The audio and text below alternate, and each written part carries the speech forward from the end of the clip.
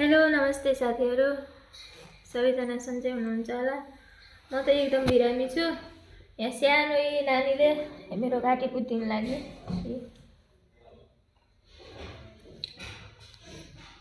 के भन्नुहुन्छ अब यस्ता नानीहरूलाई के भन्नुहुन्छ अब? के भन्नुहुन्छ गाइजहरु भनिदिनुस् त तपाईहरुले।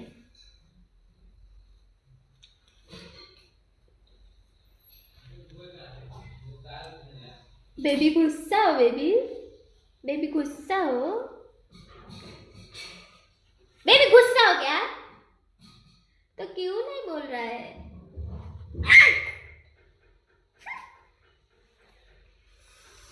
यस्ता छन् नि, साना छन् तर रिस भने यति ठुला छन्।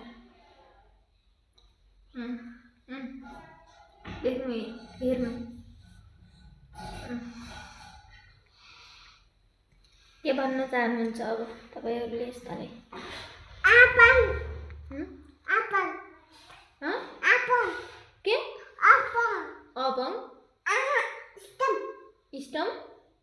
सिस्टम ल भोमो गरी सुनाइदेऊ न त गाइजहरुलाई। अब हेर्नुस् गाइज, के गरेको यो मैले थाहा छैन के भन्ने अब। के जाने हो? खै भौँ गरिदेऊ न त।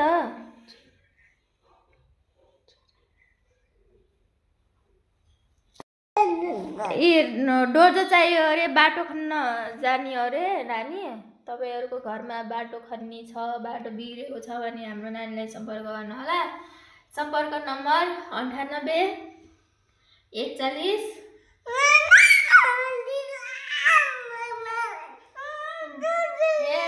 डोजरले बाटो खन्न नपाएर यहाँ हैरान छ।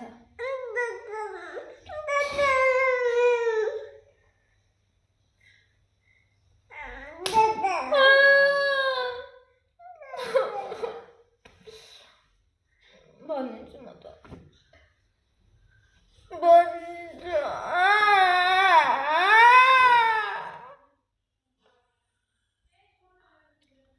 हेर्नुस् साथीहरु,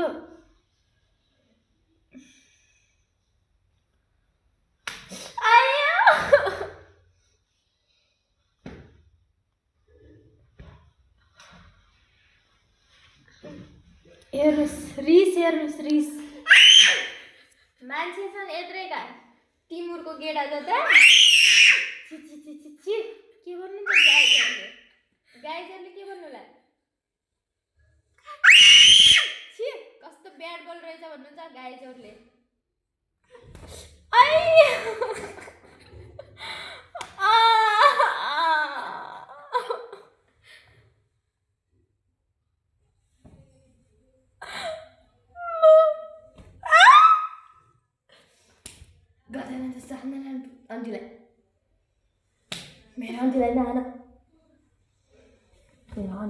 साथीहरु, सानीमा हुन पनि एकदम गाह्रो रहेछ। दिदीका छोराछोरीले कस्ता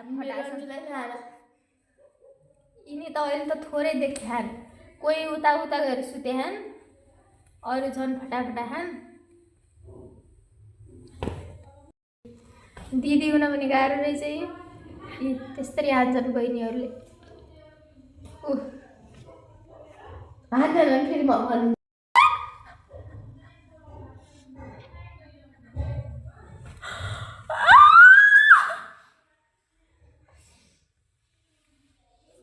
के भन्नुहुन्छ अब? यस्ता बच्चालाई के भन्ने अब?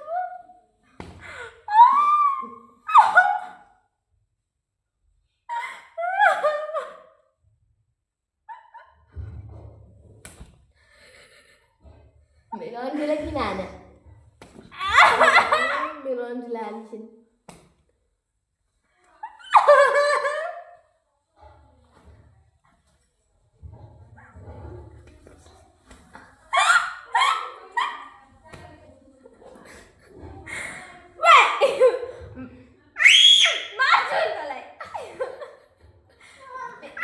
बेबी गुस्सा बेबी